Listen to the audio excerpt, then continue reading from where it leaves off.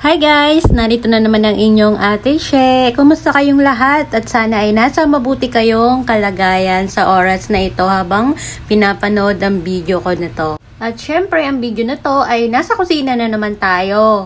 Pasensya nyo na guys kung ang laging view ng aking video ay nasa kusina ako. Ito lang kasi ang time na pwede ako mag-video at hindi ko pwedeng i-video yung buong bahay ng amo ko, diba? Ano buong buo? Huy! But anyway, yan na nga, kagagaling lang ng ate nyo sa market at tayo ay mag-prepare ng mga gagamitin ko mamaya magluto kasi magluluto ako ng 3 dish. Ayan, napakahirap bilang isang OFW na kami yung nagdi-decide ng kakainin ng amo.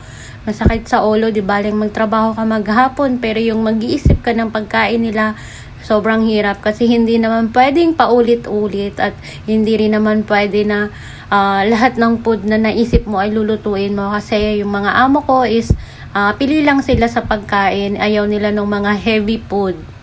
Ang mga Chinese nga pala guys, kapag dito kayo nagtatrabaho sa Hong Kong, mas gusto nila yung mga pagkain na luto ay steam, mga stir fry lang pag nasa bahay lang, yung simple lang, hindi ma-oily, ganun yung mga gusto kalimitan ng mga Chinese na amo kasi sila ay conscious sa kanilang katawan, sa kanilang health.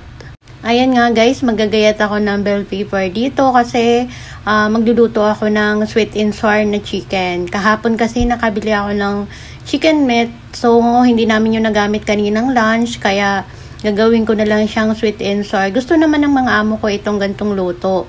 Dati kasi pork ang ginagamit ko mag sweet and sour pero nung natry kong magluto ng chicken, laging request na lang ng amo ko yung chicken daw, masarap daw, saka malambot ang meat.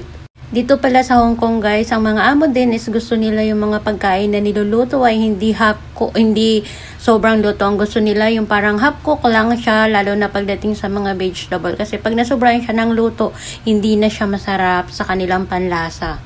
At dahil nga guys, napakalalaki dito ng mga bell pepper sa Hong Kong, kaya hinahati ko lang yan isa-isa para yung ibang kalahati naman magamit ko sa other day na pagluluto ko kasi sobrang lalaki niya. Sobra naman kung lalahatin ko siyang gamitin sa sweet and sour. Kaya tigka kalahati lang bawat kulay ng bell pepper.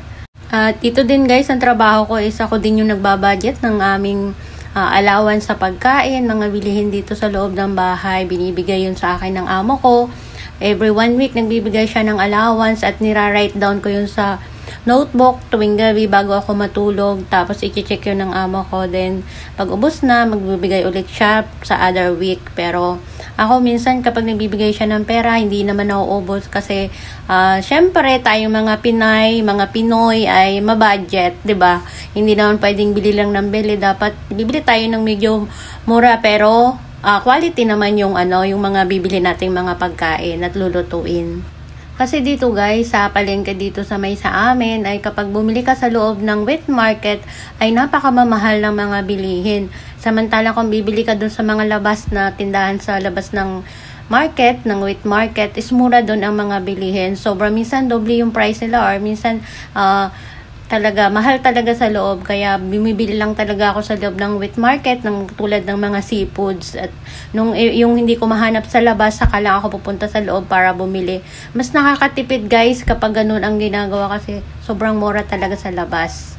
At dito pa naman guys sa Hong Kong, kalimitan dito ng mga tindera sa palengke ay masusungit. Hindi ko lang alam kung bakit ba sila nagsusungit? Siguro naman kasi sobrang pagod na din sa dami ba naman ng bumibili sa kanila. Siguro dala na rin ang pagod nila.